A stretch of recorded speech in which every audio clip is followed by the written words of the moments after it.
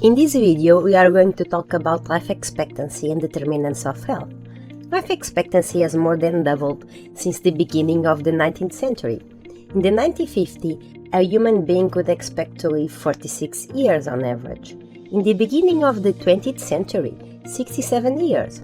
The expectancy of life for a baby born today is more than 77 years. In the next century, a human born can expect to live up to 82 years. This is explained by a combination of factors, such as advances in medicine, socioeconomic development, lifestyles, and improved general living conditions. However, conditions around the world and in countries belonging to the same continent differ. As you can see, in Europe, the actual expectancy of life at birth is superior to 80 years in Portugal, Greece, and Cyprus, but is around 75 years in Latvia and Lithuania. In the north and center of Portugal, the expectancy of life is superior to Algarve region in the south. Even at the same city, the expectancy of life may differ. According to the Aero Healthy project, over a distance of only 8 kilometers across the Lisbon metro line, we see differences. The life expectancy for those born in São Domingos, Benfica, is 80 years, while a person living in the Santa Mayor neighborhood will on average live 74 years. These differences may be explained by aging, social and labor conditions, access to employment and education, health literacy, individual choices in relation to health, dynamics of local environments, and access to high-quality healthcare services. All these are determinants of health. So to improve health, reduce illness and have great quality of life, we need to consider lifestyles, individual choices in relation to health, dietary patterns, practice of physical activity, sexual behavior, tobacco consumption, illicit substance use, among others. We should also understand the impact of environment, social relationships, and general living conditions. Living conditions refer to the context in which people live and work. These may be the general socioeconomic conditions, such as access to employment, house, water, sanitation, fresh food, education, healthcare services, culture, access to clean and affordable energy, and the design of public space. Spaces shape up possibilities or barriers for people to play, exercise, stay in contact with nature, and connect with each other. They reflect opportunities for carbon sequestration and oxygen supply, which improves air quality and prevents respiratory and cardiovascular diseases. Their configuration defines the level of walkability for citizens and adoption of soft transportation modes, which influences quality of life and independence of all people. The design of urban space also influences exposition to stress and heat, which are risk factors for strokes. The main social and environmental determinants of health may be addressed by the guidance of the United Nations Agenda for Sustainable Development, namely by the targets defined for the Sustainable Development Goals.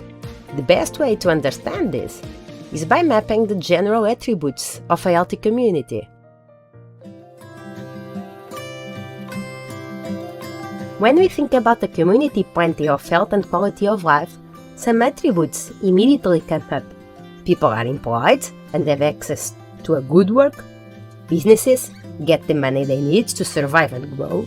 People pay affordable prices for goods and have access to healthcare services. Institutions are effective in their work, accountable, inclusive, buildings are energy efficient, employers and employees are committed to a friendly environment that promotes health and well-being at work.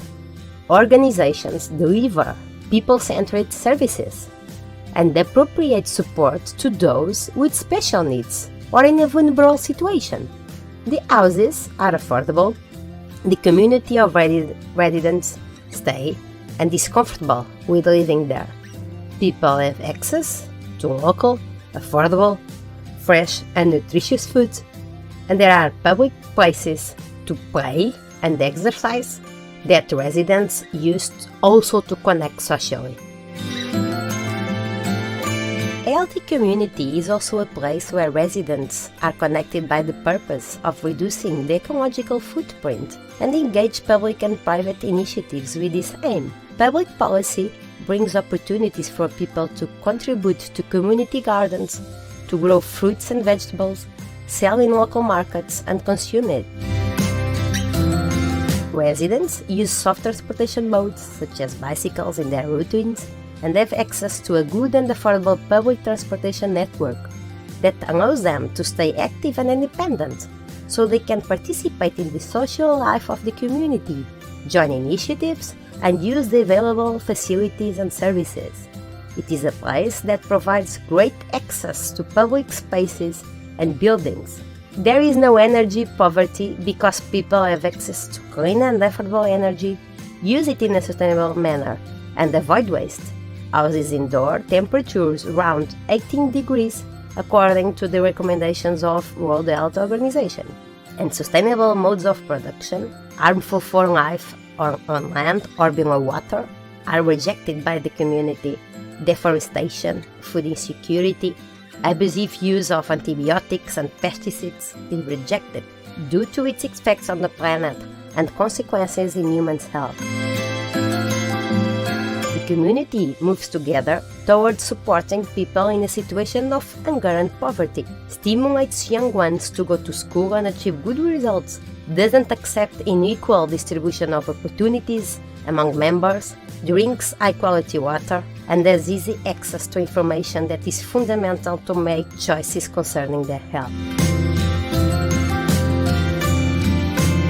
In summary, healthy communities assure natural areas where people have appropriate conditions for outdoor activities, have facilities for physical exercise, and conditions to reinforce their mental health, to enact healthy lifestyles, to use green transportation modes, enjoy walkable and secure spaces, to consume fresh products, to reduce exposition to environmental risks in terms of air quality, pollutants, stress and heat.